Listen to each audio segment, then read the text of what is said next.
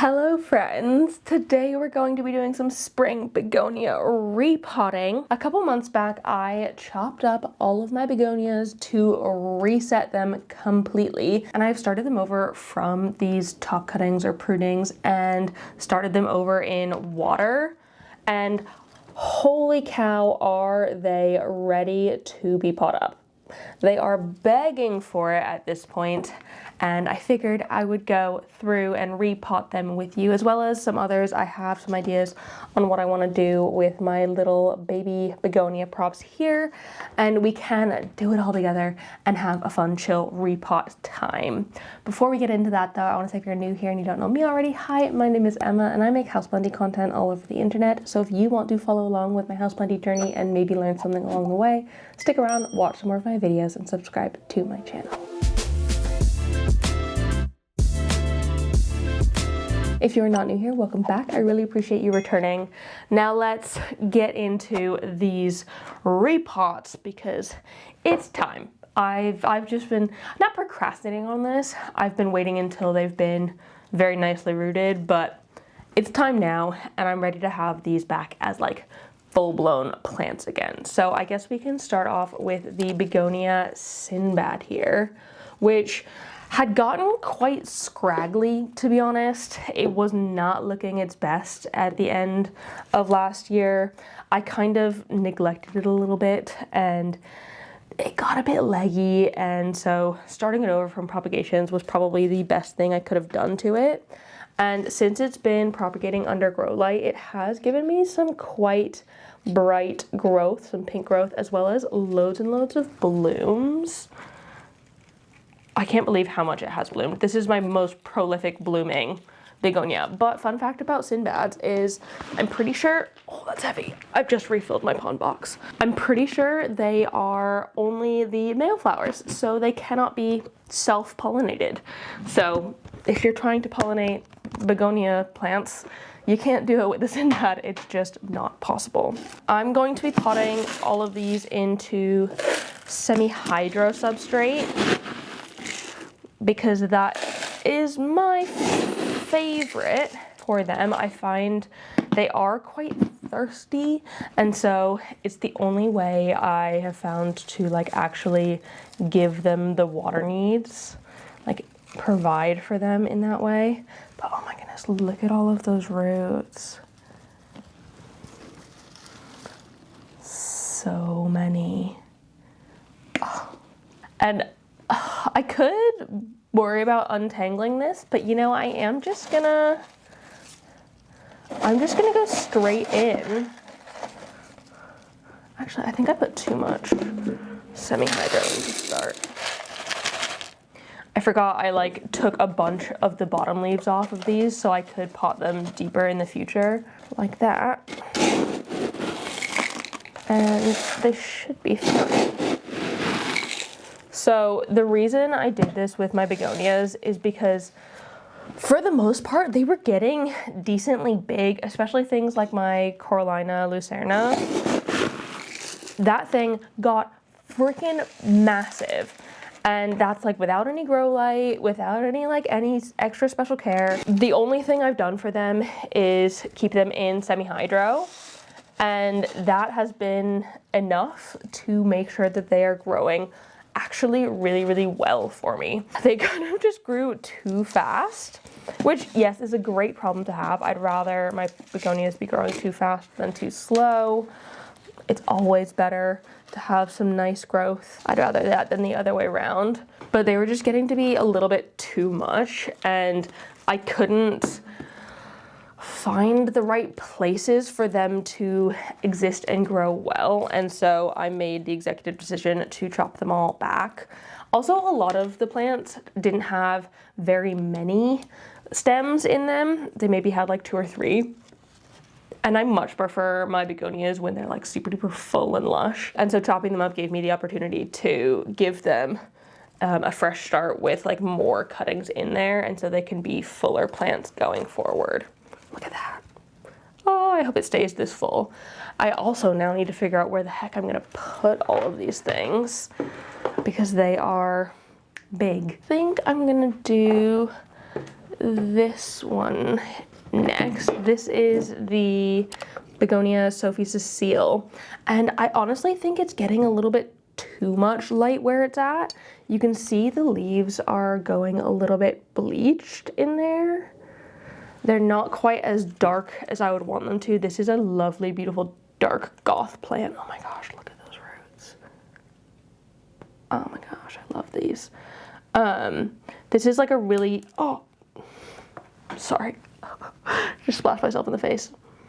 Yeah, that bit is a little bit rotty, this bottom part of the stem. That's okay. I just twisted it off and it's fine. Same with that one. That's what I love about begonias. They're just so easy, chill rooters, especially in water. What was I saying? Oh yeah, this one is like a lovely, beautiful, dark, almost black coloration when it's in probably a little bit lower light. But where these were all propagating on my vegetable shelves in the bedroom, they were under some Barina grow lights, 2 Barina grow lights, literally all day. So like 12 hours a day, I think they were getting light-wise. And so I think it was just a little bit too bright for them. And so putting them in slightly lower light, I think would be ideal to bring out the sort of dark richness that I know this one can have. It's a bit of a like balancing act though, because I do want it to grow the like big, beautiful, huge star-shaped leaves, but I also don't want it to get too light in color. And I know there must be a way to do it. I think it is just figuring out the right level of light or the right number of hours of light in the day for it. But these are some of my easiest plants, I will say.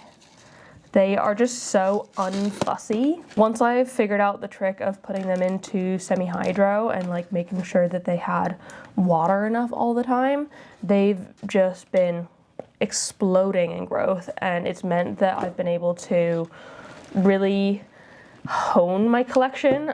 There was a period of time when I was just collecting begonias willy-nilly. Like any cane begonia I could get my hands on, I wanted it.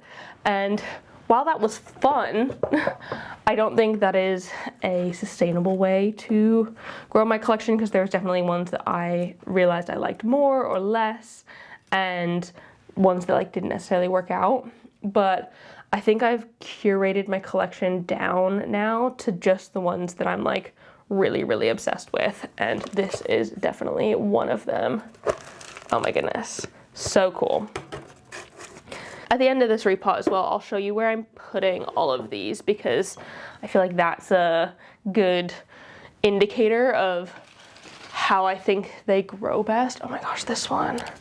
This is my Begonia Thurstonii. Look at that. Oh, this one again is one that I think has gotten a bit bleached in the light here. You can see the leaves are going a little bit pale, paler than I would want them to. Also, some of these top roots are a little bit funky because I didn't necessarily keep the water topped up quite enough. It's okay, I can just kind of tear them off.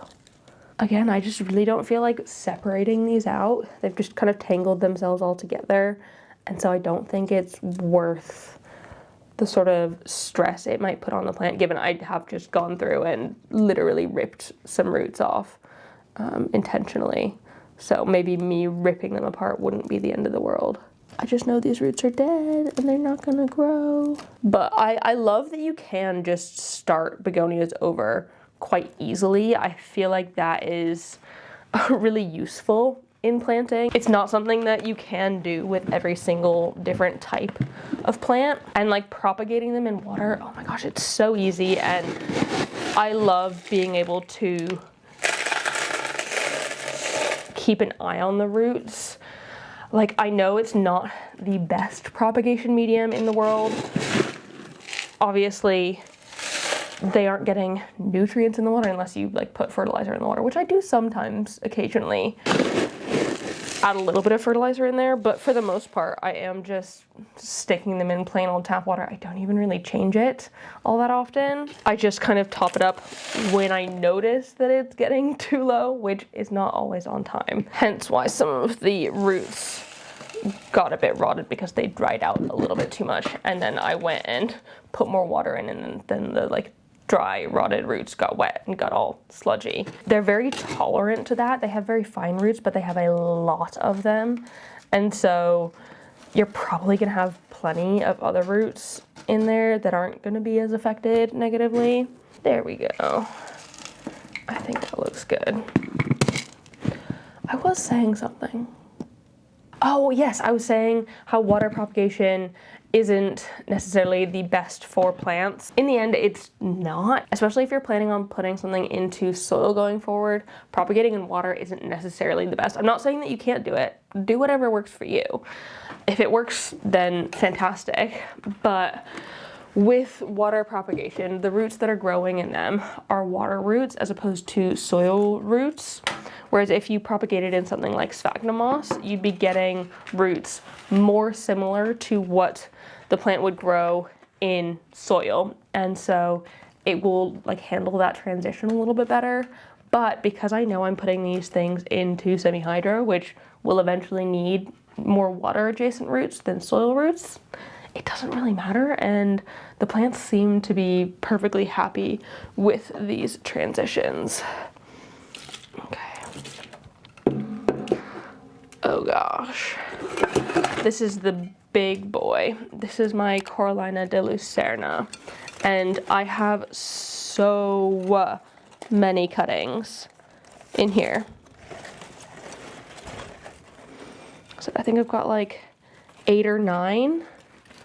And they're not quite as rooted as the others, but honestly, it's fine. There's just so many. This plant is probably the fastest growing plant in my collection. And it also has some of the biggest leaves. It's certainly the biggest leaf begonia that I have.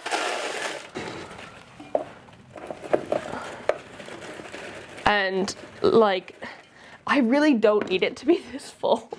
I really don't. But I like it this full. I really like the amount that it like fills itself out. This one is also one that grows upward quickly. And so I pretty much always have to stake it. I wonder if it's prudent to put a stake in now. It probably is, but it's really hard for me to get out of this now that I've set up everything. So I'm not gonna. It will be fine. I can just like shove a stake in the future. This is actually a plant I originally got from my neighbor. It used to live out in our communal hallway in our building, and it had for like probably at least a decade or so. And sadly, I don't know why this happened, but sadly the management agency of our building eventually said that it was a fire hazard, and so she wasn't allowed to keep the plants outside the flat anymore. She had like a huge, I think, Thanksgiving cactus, this begonia, I think maybe a palm as well, or a dracaena. I really don't remember. It's been ages now. I think probably 2 years since they made her take it away. But I basically one day came home and I saw her taking down all of the plants outside, and I was like, oh my gosh, what's happening? Why are you moving it? And she told me the story about how she wasn't allowed it anymore. And she very kindly offered me like quite a large cutting. It was definitely not small by any means, but I then chopped that in two, propagated it, and have since continued propagating and propagating. I think I've restarted this one twice before this, potentially, or once before this.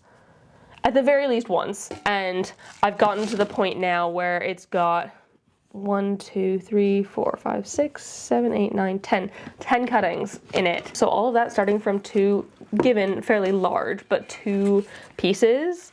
it's just cool how quickly and easily this one does grow. So if you ever have a chance of getting your hands on some Corallina Lucerna, highly, highly recommend, because it is one of the easiest begonias. I never have it in any sort of grow light. I've had it in my kitchen window before, and that gets like northwest lighting, so like maybe occasional sunlight if it's nice out, which it is today. And it is, like, now that we're going into a bit more summer, it is getting a little bit nicer out, which is lovely. But there's like, most of the time it's not getting fantastic light in there. But now I'm just taking off a couple of these leaves. This one did get thrips, but it got thrips and I've gotten rid of them and it's perfectly fine and happy, and there's literally nothing to worry about on it. I do think I would love to get this one growing big again, but that'll just happen on its own this summer. It will just get huge again. Okay, so that's all of the resetting ones that I wanted to do, but I also wanted to try something new for these little guys that I have here. They have just been propping in sphagnum moss, and I think I kind of want to make them each a little terrarium. And so I've got a couple of jars, these guys, that I was going to make some terrarium jars for them. And I can put them with my other rhizomaceous begonias over underneath my TV, because I feel like that would look really cute. It'll be like a little like shelf of begonia curiosities, if that makes sense. So my plan with these ones, and I've not tried this before, so don't take this as gospel. I am just trying and experimenting with them, and if they work, fantastic. If they don't, sucks a little bit, but it's fine. So my plan for this was to first off make a layer of semi-hydro on the bottom. Basically a nice thick drainage layer. And then I've made up some, not Malden salt, it's just the bucket I have my stuff in. I've made up some dirty sphagnum. I'm not sure you're gonna be able to like see this very well, but essentially it is sphagnum moss, pumice, tree fern fiber, orchid bark, and biochar.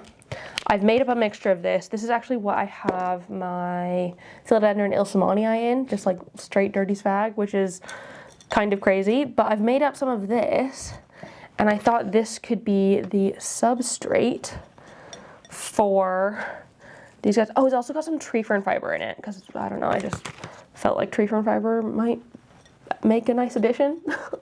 I'm fully just like vibing this. Is that too high? No, it'll be fine. So I am now going to take this little guy. This is the Begonia cumbia, which apparently is a type of music. I don't know. It's got these really adorable little leaves. Aren't they cute? And I'm going to pop this into this and cross my fingers and hope it grows, because I have never created a little begonia terrarium like this. Actually, I mean, I have my one that my begonia Darth Vaderiana green spot is in, so maybe it will work. But the reason I picked these vessels is because this one has a lid, so you can kind of see in there what we're working with, and I can fill this up with a little bit of water so it has water in it. But this one is originally a food storage jar, and so it came with a little metal lid that seals in there, so this is going to be a sealed thing.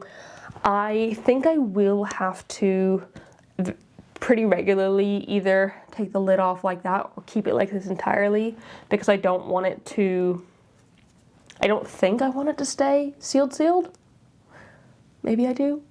I don't know. I'm gonna put water in it and keep it sealed for now just to hope that that works. And then we can see in time whether or not that succeeds, whether or not it needs to be aired out or something like that. I also have this little guy, which isn't quite as clear, but you know, we're gonna vibe it and do very similar layer of semi-hydro. I feel like that's actually a better layer height.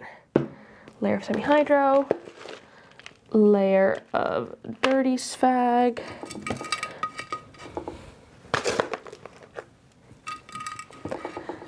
and having the semi-hydro in there, it can act kind of as a wick because all of those little rocks are porous, and so that can wick the water up into the sphagnum moss. Stop shaking. These guys, this is the Black Mamba. I don't really know which one it is, one of the two. And I'm not actually gonna pull this one out of its moss because it's a little bit more in there, but it does have, if it will focus on that, it does have tiny little bits of new growth. So I'll make a little hole there and we can pop her in and hope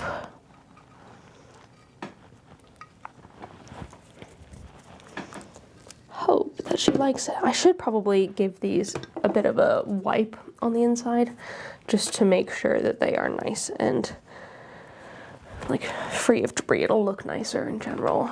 Just gonna wipe that out a little bit.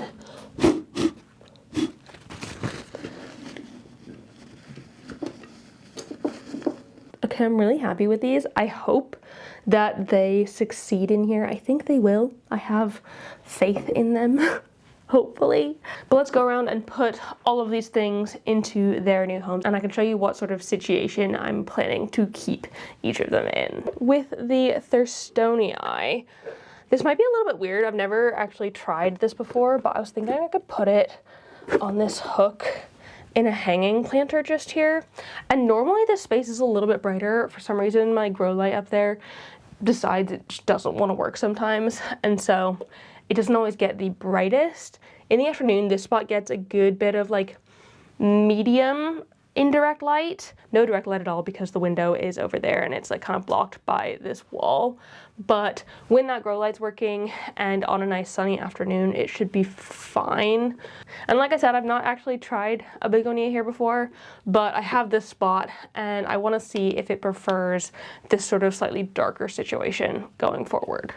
Begonia Sinbad is going down here under this grow light, which is on for many hours in the day, actually. And I think it will like this because this one is definitely much more of a light-loving begonia. I'm really not too sure on these two. So honestly, I am just going to put them back where they were for now. And I can have a think over the next couple days, weeks, whatever, where they would better fit. Because I can now put other things into this space, things that might want higher light. These ones don't need the light, especially the Sophie Cecile. I would love to put it under slightly lower. Actually, I could just turn, there we go. Turn one of them off, slightly less bright. That'll probably help a little bit. But yeah, I can find some things to go on this shelf and then replace those things with these, or I can just not put these grow lights on and they'd probably be fine here. But there's not enough like vertical room for these to grow long term. For now, it will have to do.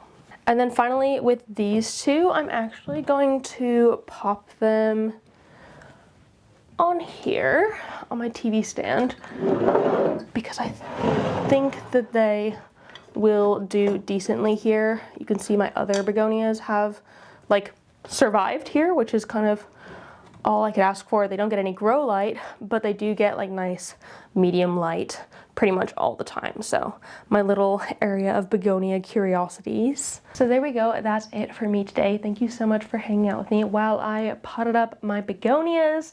I hope you enjoyed this video. If you did, please give it a thumbs up down below and leave a comment on other houseplanty things you'd like me to talk about more in the future. If you have any questions for me on any of the things I mentioned in this video, pop them down below in the comments as well. And don't forget to subscribe for more. I hope you're having a fantastic day, and I will see you in the next one. Don't forget to keep growing. Bye!